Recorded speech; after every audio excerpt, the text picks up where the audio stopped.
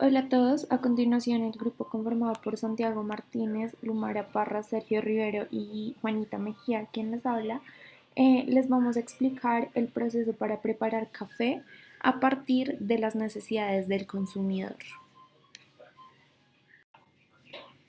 Inicialmente vamos a hablar un poco sobre el café y el impacto que tiene este en la economía colombiana. Como todos sabemos, el café es un producto que todos consumimos a diario y que es muy codiciado internacionalmente y por eso es que se encuentra, por ejemplo, cotizando en bolsa. Colombia tiene una gran gama de café con diferentes sabores, texturas y eso se debe a los diferentes tipos de climas que podemos obtener en Colombia. Colombia tiene aproximadamente 540 municipios productores de café. Mucho tiempo el café fue pilar fundamental del desarrollo económico de Colombia. Hoy ya no lo es porque, por ejemplo, ya no somos el número uno en café, pero de todas maneras nuestro café es reconocido internacionalmente por su sabor, porque es de excelente calidad. Bueno, el café en la economía colombiana, podemos observar aquí dos gráficas de exportación y producción. Vemos que se mantienen constantes de cierta manera a través del tiempo. Siempre ha sido latente el café en Colombia, es pilar fundamental, a pesar de que ya como había mencionado no somos el número uno, porque existen países como por ejemplo Brasil que nos doblan la cantidad de producción. Ahora, adentrándonos un poco más en las variedades de café que existen, para tener un poco de información general sobre esta práctica, inicialmente sabemos que el café, la palabra café significa vino del grano. Adicionalmente, la importancia del café en Colombia es significativa, pues genera uno de cada tres empleos rurales, ocupa más de 560.000 familias y permite que más de 2 millones de personas vivan de su producción, así como su ocupación en cuanto al área para su cultivo en Colombia es una de las mayores. Por otro lado, se tiene información de que los países nórdicos son los mayores consumidores de esta bebida a nivel mundial y es la segunda bebida después del agua que es más consumida en el mundo. En esta sección encontramos las dos variedades más comunes y representativas de café a nivel mundial. Es muy probable que en algún momento cuando hemos tomado café o compramos algún café, no nos fijemos en la variedad de café que estamos consumiendo exactamente. Pero estas son las dos variedades principales que nos pueden ofrecer en cualquier parte del mundo. Está el café arábica, que es el café que nosotros realizamos la investigación en este laboratorio, y el café robusta. Entre sus principales diferencias encontramos que el café arábica representa el 56% de la producción a nivel mundial y el café robusta el 43% de la producción. El café arábica se produce principalmente en Etiopía y el robusta en África Central. Adicionalmente, existe una diferencia significativa en la concentración de cafeína de cada una de estas variedades de café, siendo el café robusta un café con una concentración casi el doble del café arábica, es decir, aproximadamente 3,4% de concentración de cafeína, mientras que el café arábica tiene aproximadamente un 1,7% de concentración. Adicionalmente, estos cafés también difieren en que el café arábica presenta una característica de mayor digestividad y es más suave al paladar, en comparación con el café robusta, que es menos digestivo y presenta un gusto final amargo. Adicionalmente, estas características hacen que el café arábica sea un café mucho más aromático en comparación con el café robusta, que posee mucho más cuerpo, pero es menos perfumado. A continuación, realizaremos la explicación sobre la manera en que se realizó el análisis y procesamiento de las bases de datos entregadas para el café arábica. Para el procesamiento de datos se tenía una base de datos en el cual se contenían más de 1.300 muestras de café de tipo arábica con las calificaciones que obtuvieron en los distintos parámetros en los que se evalúan. Para esto se decidió agruparlos de tres formas: por país de origen, por altura y por método de procesamiento, considerándose estos como los tres factores más relevantes para las calificaciones que obtuvieron cada uno. Luego de esto, se tomó el mejor de cada grupo, es decir, el mejor de país de origen, el mejor de método de procesamiento y el mejor en rangos de altura definidos, y se comparó con la media de cada uno de sus grupos. Luego, los parámetros utilizados para evaluar las muestras son los siguientes. Aroma. Este hace referencia a la fragancia, es decir, el olor del café cuando está seco, y su aroma, es decir, el olor del café cuando se añade el agua. Luego se tiene el sabor. Se trata de uno de los parámetros más importantes del café y trata de describir todo el sabor desde las primeras impresiones hasta el regusto. Luego se tiene el regusto. Se busca que cuando se bebe la muestra, esta deje sensaciones y sabores agradables en la boca luego de haber terminado de beber esta. Luego se tiene la acidez, la cual se busca que ésta logre resaltar los demás sabores que tiene el café y sus aromas. Se tiene el cuerpo del café, que busca describir su ligereza o qué tan pesado se siente en la boca, y en este se espera que cumpla con datos que se tienen de anterioridad. Por ejemplo, un café mexicano se espera que sea más ligero y no que sea pesado. Siguiente se tiene el balance. Este evalúa de forma general el balance de cómo se mezclan los demás parámetros evaluados anteriormente para dar un buen sabor al café. Luego se tiene la uniformidad. Esta trata de medir qué tan uniformes son las muestras que se evalúan, que todas tengan una calificación similar en los parámetros anteriormente evaluados. Luego se tiene la limpieza de la taza, también se dice limpieza del sabor. En esta se busca que no hayan sabores no relacionados al café y que ésta sea bastante limpia para poder apreciar todos sus sabores y aromas. Luego se tiene la dulzura. En esta no se busca tanto un sabor dulce, sino que se buscan sabores que evidencien la madurez del café. Se busca evitar sabores amargos o que evidencien inmadurez en el café que se está catando. Por último, se tienen los puntos del catador, los cuales asigna el catador al final del proceso como un promedio general de lo que da el café, y este cuenta como su puntaje. Al final de esto se suman los puntos de las 10 categorías y se califica del 1 al 10.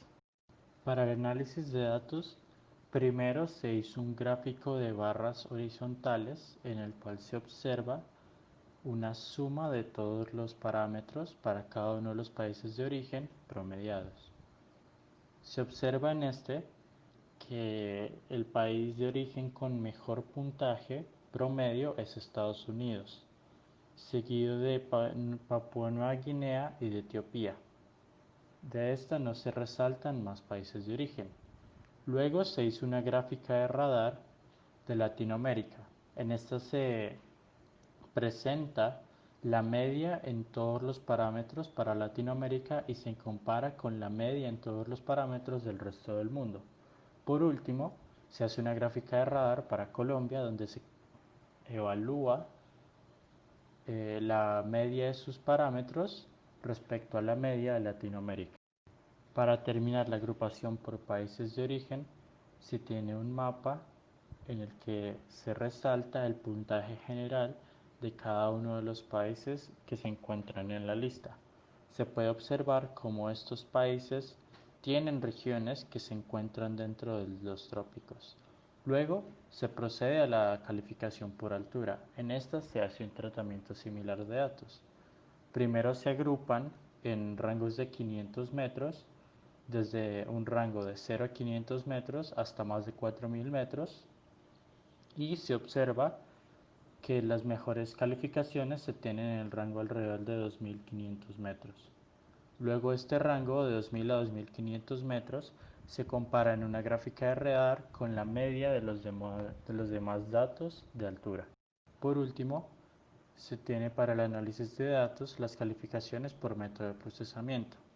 En la gráfica se puede observar que se tiene un comportamiento muy similar, pero los métodos más secos tienen puntajes mayores. Asimismo, el mayor puntaje se encuentra en el método despulpado, que también se le dice honey. Luego se toma este y se hace su respectiva gráfica de radar en la cual se compara su media en cada uno de los parámetros respecto a la media de los demás parámetros.